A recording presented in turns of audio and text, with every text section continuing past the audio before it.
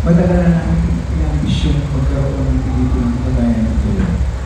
Bago pa ang Made in Malacanang. Hindi po ito sagot sa Made in Malacanang. Wala po akong intention na sagutin ang Made in Malacanang. Ang aking pelikula ay isang pelikula na nagsasalamin ng katotohanan na nangyari noong 1986. Noong 4 na araw ng Pebrero ng 1986, hindi po ito tungkol sa sagot. Wala po. Hindi po ito talagang ginawa upang sabihin ang katotohanan noong 1986. Noong 4 na araw, nakalumuli-huli ang 4 na araw ng Pebrero bago mawala ang diktador na Marcos sa Malacanang. Dahil wala naman po nagagawa ng pelikula nagsasabi ng totoong nangyari noong Pebrero. Ang pinatatakot ko po at mga kasama ko ay baka wala nang makaalam kung ano talaga ang nangyari kapag hindi natin gagawin sa pelikula o sa television kung ano ang nangyari. Kailangan tayo po, sapagkat ang sining ay dapat nagmumulat, ang sining ay dapat nagsasabi ng totoo, ang sining ay dapat nagsisilbi sa interes na nakararaming mga mamamayan sa pagsasabi ng katotohanan. Kaya ito po'y nabuo namin dahil doon. Pero bakit natagalan direct dahil ba walang unang producer na handang sumugal? Hindi madaling gumawa ng pelikulang kagaya nito. Hindi ito i-produce ng sino mang mainstream producer. Bakit? Dahil takot sila. Takot sila na mag-produce ng mga ganitong mga uri ng pelikula. Kaya kami nakatagpo ng grupo na nagnanais na magsabi din ng katotohanan. At mga grupo ng kabataan din, ng mga producer, na gusto gamitin ang pelikula upang magtuwid ng mga mali at hindi katotohanan. Maaaring nagaganap na ngayon. Kaya itong pelikulang ito'y nabuo dahil doon. Last question ulit. May mahalagang factor ba na si Cherry Pie ay identified sa tinatawag ng pink flower para maging bida sa pelikula? Ang pelikula ito hindi pink ito, hindi ito pink, hindi ito dilaw, hindi ito pula, ito'y kayo hindi. Ito ay Pilipino. Ay, iba na po kami dito eh.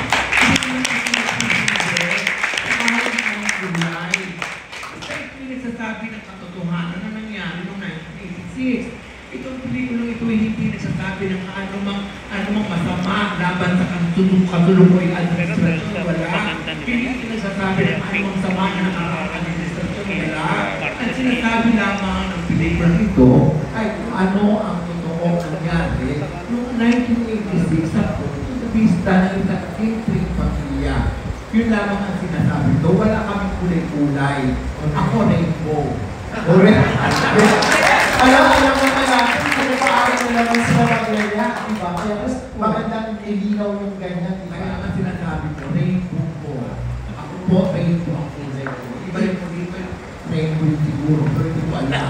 Wala po kaming distinct na kulayan dito. Wala po. Ikaw, Miss Pie, parang, ano ba ang huling pelikulang ginawa?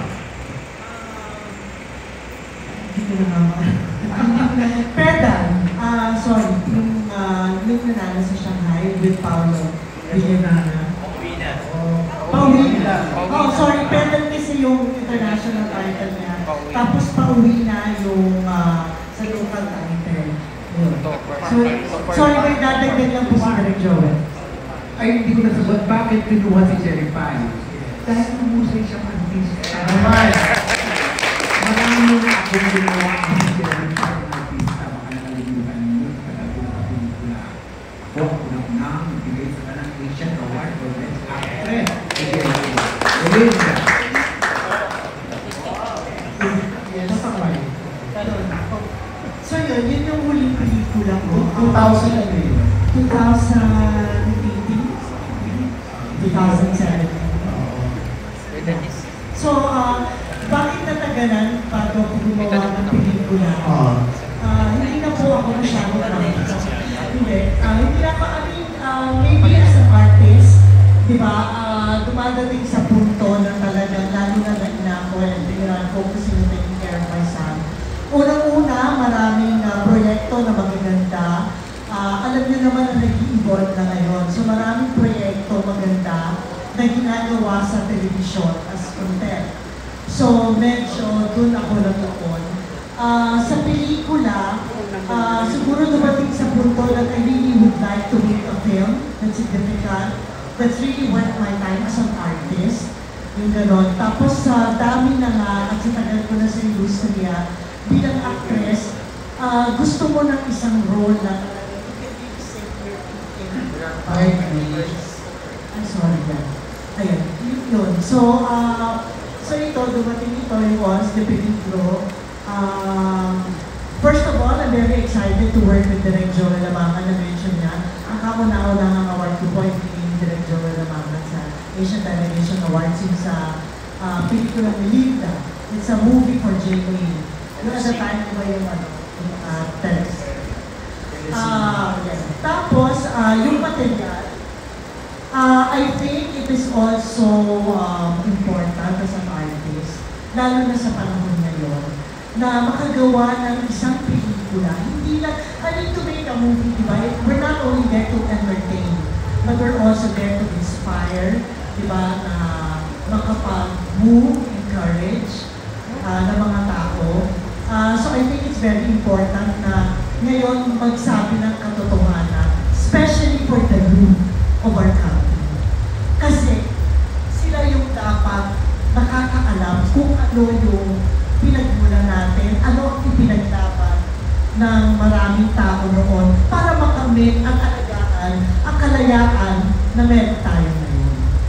So I think, you know, the project is very important. Tapos, ang isa pang gusto ko sa proyekto is yung title, yung Oras de Peligro. I think this does not only say of our country, yung sitwasyon natin, but of the whole world ngayon. Diba? Ang dami-dami nangyayari ngayon sa buong mundo. You have the war, you have the recession, economic, so, yung Oras de Peligro, importante, hindi lang sa bansa natin, sa buong mundo, na kung hindi tayo magtutulong, sino pa? Salamat. Thank you. Thomas Archibald. Ang dami ko sinabi. Good evening, Direk. Tatanong ko lang, clarify ko, ito ba yung pantapat mo sa... Hindi ka na bigyan Archie. Ulit-ulit kong sinasabi. Ito pantapat. Ulit-ulit. Guys, ko lang yung question na no.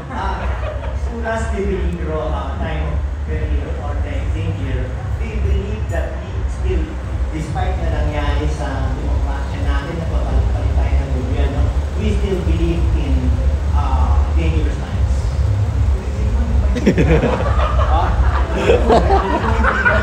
Kung naintindihan? Sorry, hindi ko naintindihan.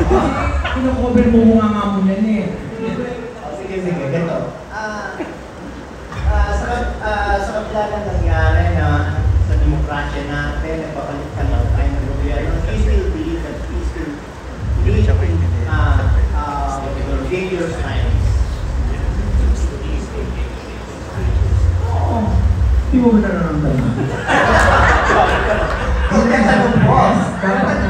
Bilang isang press, dapat nararamdaman mo din mo. Diba? Oo. Nasa order na tayo, araw ang nagugulo, ang ating presyo, at kita natin yan lahat na yun, nararamdaman natin yun. At bilang miyembro ng press, nalaman nga, ito tatanungin ko, ano ang kapalagay mo?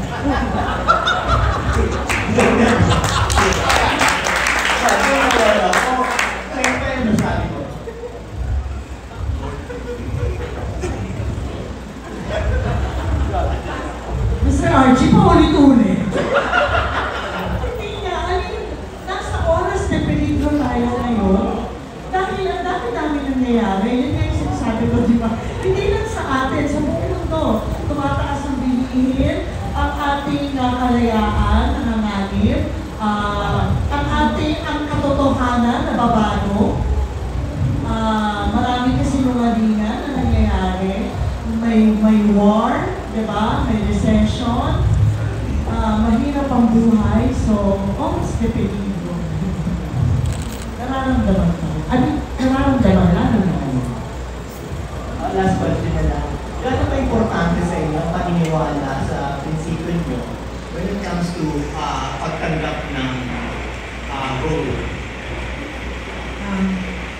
akin, first and foremost, I'm an actor. And it is my job and it is my craft calls for it, for me to be able to portray different roles. Actually, isa yun sa pinakamasarap sa trabaho ko, na portray ng iba't ibang role. Ang unang-unang consideration ko is yung script, di ba? Kung sino makakatrabaho, yung pag-portray ng role. Sa edad ko ngayon, I would like to believe na gusto kong gumawa ng pelikula na hindi lang nakakapag-entertain, but I would also want to be able to inspire, to let people move, to encourage. So, yun ang mga malalaking consideration sa pagtanggap ko ngayon. Salamat. Gerald, may masasabi ka? Wala nang sasabihin na. Tulad nga po nung sinabi ni Ms. Cherry Pie, first and foremost, I'm also an actor, you're all actors. So, kumbaga, and it's isang karangalan ko na maging part ng pelikula ni Direk Joey Laman. So, for that, I'm really honored to be part of this movie.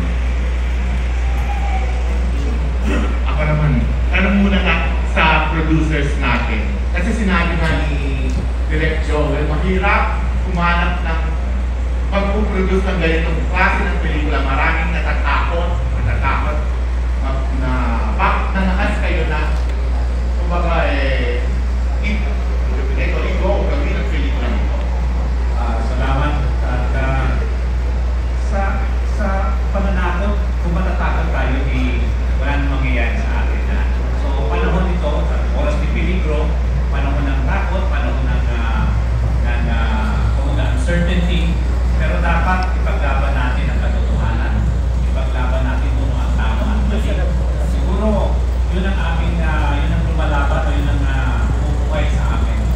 It's kung mahirap humanap ng producer, mahirap rin humanap ng direktor at mga artista na tatayo para sa katotohanan. Kaya ako nagpapasalamat sa aking dito. Nagpapasalamat din ako na sa unang produksyon ng bagong siklab, ang una naming direktor na kasama dito na mag-collaborate ay si Direk Joel. Kaya salamat po na tinanggap din niya yung hamon na magsama para sa isang proyektong ganito na sana po, sabi nga natin, hindi lang para sumaya o biglang ng entertainment, para ibigay ang katotohanan at ano ba ang tama at mali para sa ating bayan.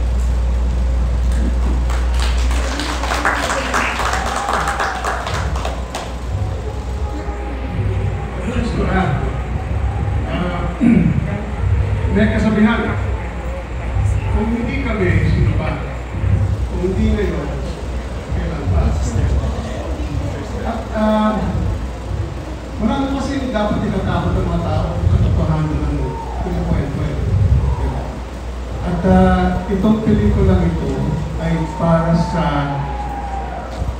mga taong walang boses. Ginagawa namin ito para sa kanila. Oras ni peligro, out of danger. Kumbaga, tinalaga niya yung apat na araw at gabi bago sa revolution, February 1986.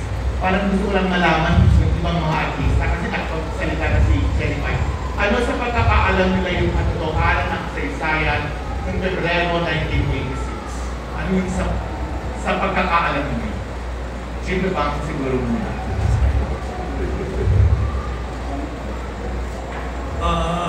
Nakita ko at na-experience ko. Alam ko kung anong katotohanan ng 1986.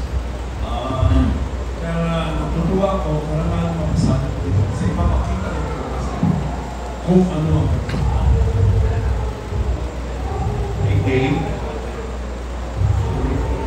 May idea ka ba kung anong mga nangyari noong February 1986? Honestly, I wasn't that year ba, so alam mo talaga. Pero of course, the history from the books, ang dami naman natin nababasa doon. So yun lang, hanggang doon lang muna. And then gusto ko muna tawagan. I just want to work with my director, with my co-actors. Isa itong magandang pelikula, and I believe na this film is truth. So, yun lang ang masasabi ko. Elise.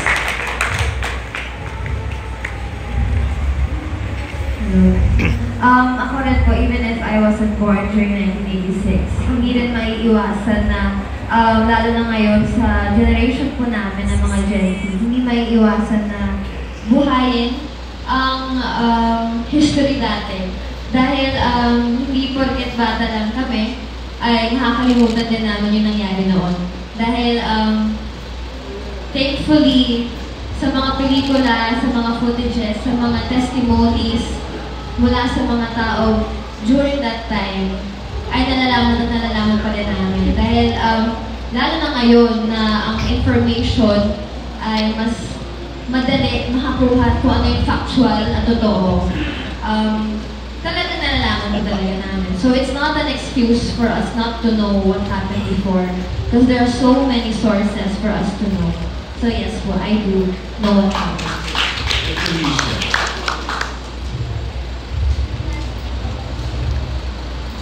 Hello. Yun nga din po.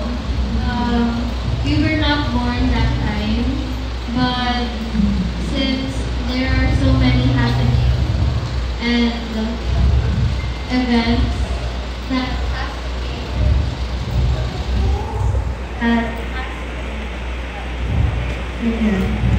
has to be written down for our history.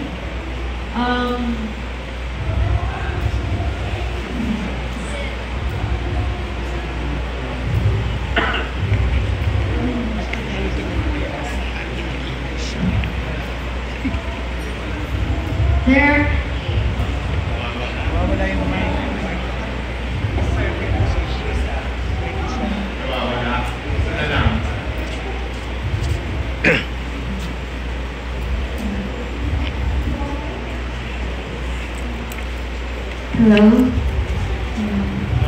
There are many documentations and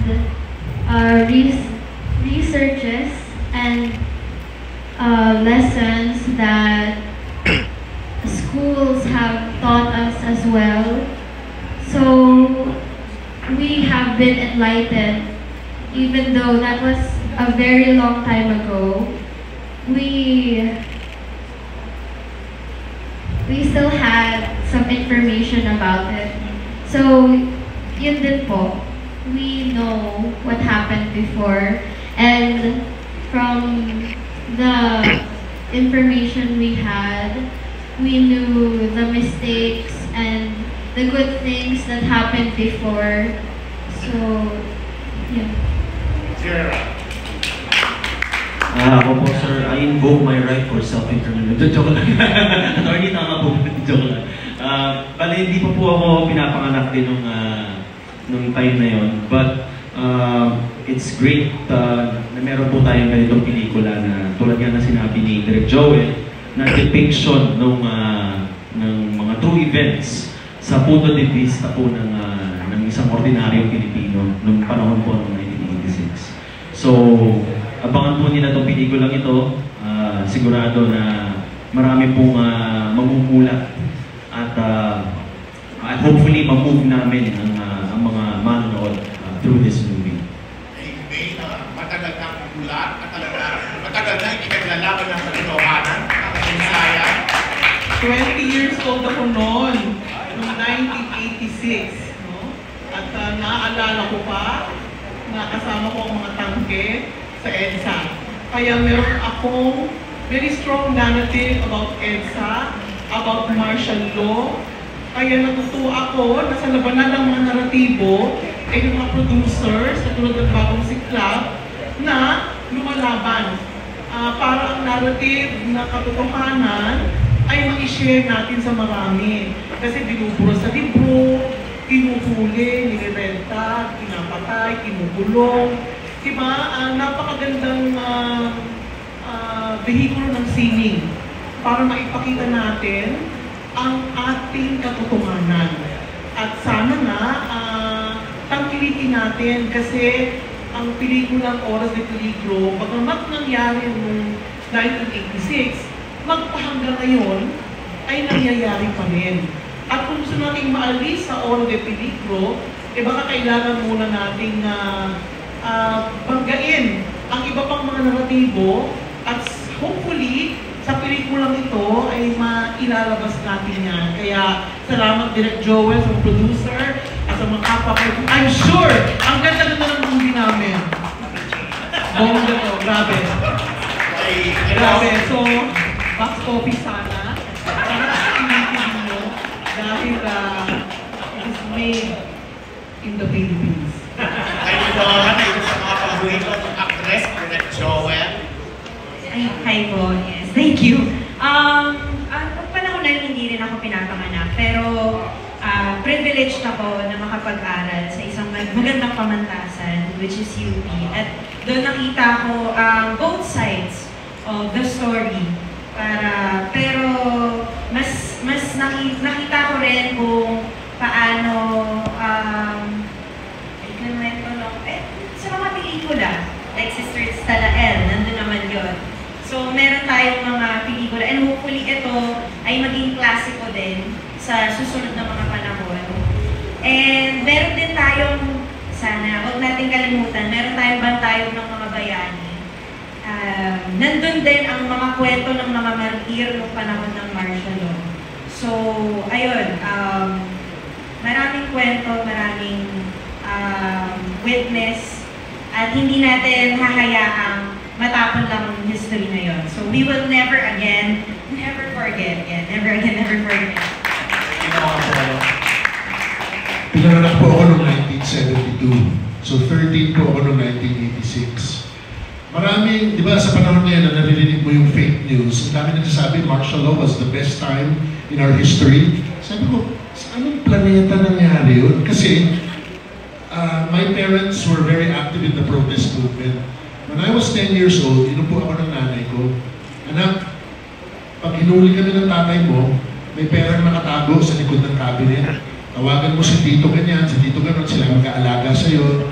So that was a really scary time for my family. Ang sa akin lang po, kinuha ko to, I'm very honored to be part of this film kasi I think we have to take it from I'm taking it from a Christian perspective. The truth shall set you free. Kailangan hayinan natin ang katotohanan ang mga manonood. Kung ano yung gawin nila sa impormasyon na yun, nasa sa kanila na yun. Pero kailangan katotohanan ang ipakita natin at katotohanan ang ibahagi natin. 5 years old po ako noong 1986. Ito pong film ko ay kapasalamat ko kung yung part ko dito. And like I said, isang magandang hakbang po ito sa isang magiging matapang na meron po tayong pelikula ganito. Kasi marami po dyan na gusto magsalita pero hindi na kaya. Pero isa ito po pinakamagandang hakbang at pinakamatapang na pelikula at nagpapasalamat ko na Direk Joel yung part din po talaga dito. Gaya na sabi ni Sir Apollo na yung maraming fake news, maraming iniba, binubura sa libro, ganyan, nililing lang tayo. Pero sinisigurado ko itong pelikula po rito yung talagang tatas ko. Thank you, Sir Marty.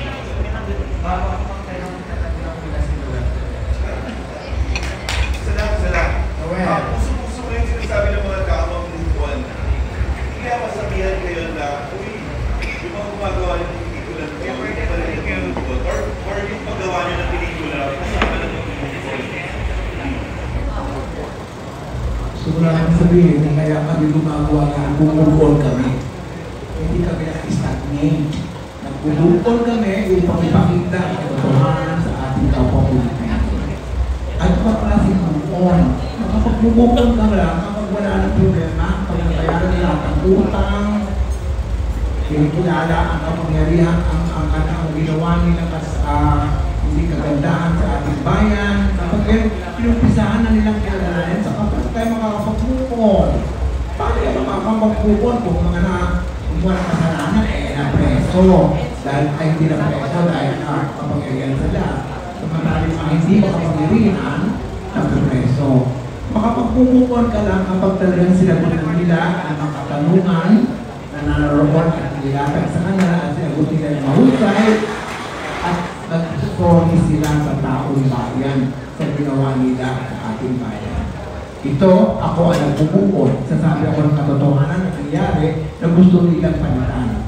Kaya kami nagpupukon. Salamat po. Sa amin naman, no, kaya rin kami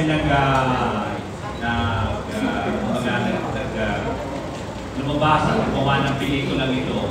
Talagang move on, no? Hindi ito pagtingin sa kahit na sinong personalidad. Ito po ay pagtingin sa history, sa kasaysayan ng Pilipino.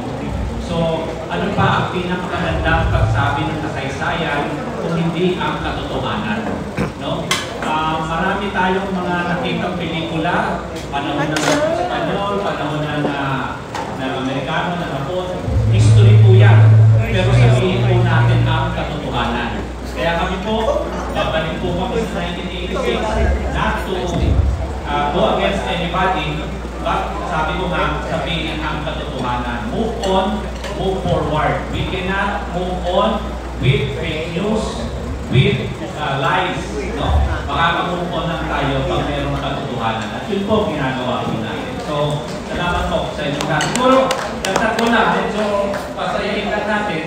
Sabi nga kanina, made in the Philippines. Ito, gawang Pilipino, tangkilikin ang pelikulang Pilipino. At kung kayo dun sa K-pop, ang sagot natin sa K-pop, magandang produkto, magandang pelikula. Hindi iba, pero magandang produkto, magandang pelikula. Yun po gagawin po natin para po palaguin ang industriya ng pelikulang Pilipino.